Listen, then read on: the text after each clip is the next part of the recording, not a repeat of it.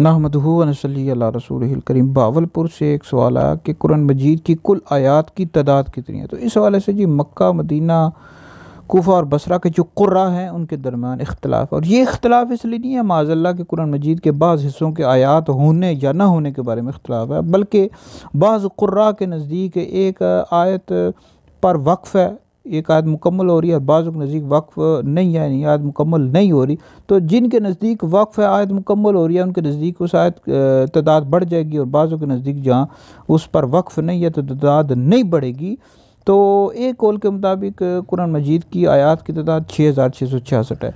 अहले मदीना के दो कौल मिलते हैं, 6214 का भी मिलता है और 6217 का भी मिलता है, और अहले कूफा के नज़दीक 6233, और एक कौल के मुताबिक 6236 का भी कौल मिलता है। तो बहरहाल ये एक ऐसा मसला नहीं है जिसको बाज़ नज़ा झगड़े का बाज़ बनाया जाए।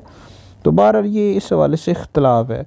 तो इस वीडियो को सुनकर आगे भी शेयर करें, आपके लिए बहुत बड़ा सदका जारी है।